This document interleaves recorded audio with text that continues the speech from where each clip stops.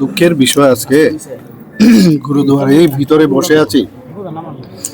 তবুও যেহেতু আপনারা প্রশ্ন করেছেন, তো কালকে প্রায় 2-2:30টার সময় আমার হঠাৎ করে শরীর খারাপ হলো এবং শেষ পর্যন্ত উনি দেহত্যাগ করেছেন এবং প্রয়াত হয়েছেন।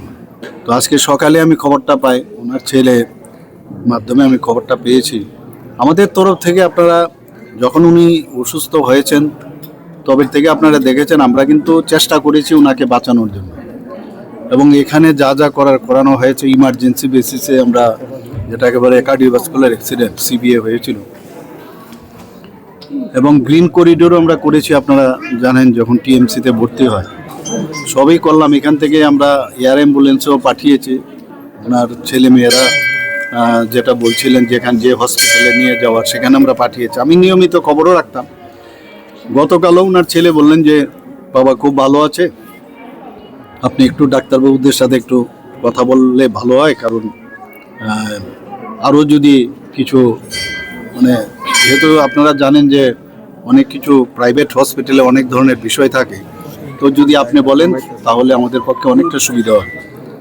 বাস এরপর তো এই ঘটনা ঘটলো। আমি প্রায়শই ডাক্তারবাবুর সাথে কথা বলতাম, যিনি অপারেশন করেছেন, আগরতলা এসেছিলেন, ওনার সাথে আমার সাথে কথা বলেছেন।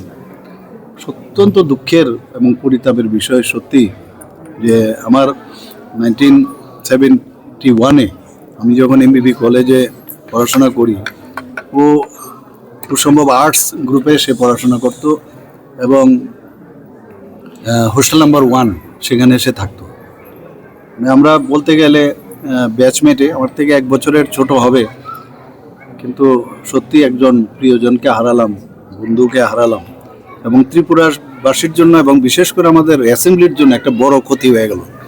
যেভাবে উনি অ্যাসেম্বলিকে পরিচালনা করতেন সেটা কিন্তু ইতিহাস হয়ে থাকবে আগামী দিন। আমরা একটা বিরাট লস হয়ে গেল। ওনার পরিবারের প্রতি আমার সহমর্মিতা রইল এবং ওনাদেরকে যেন শক্তি দেয়। এই যে লস হলো সেটা ওনারা যেন সহ্য করে আগামী দিন চলার পথে যেন কোনো সমস্যা হয়, ভগবানের কাছে সেটাই প্রার্থনা করব এবং ওনার আত্মার সদ্গতি কামনা করি। এবং আজকে আমি আমাদের ত্রিপুরা গভর্নমেন্টের তরফ থেকে আমরা যে স্টেট মর্নিং আমরা ঘোষণা করেছি এবং একদিনের ছুটি, আজকের দিনের ছুটি ঘোষণা, এবং 3 দিন সমানে হাফ মাস্ট যে ফ্ল্যাগ সেটা থাকবে।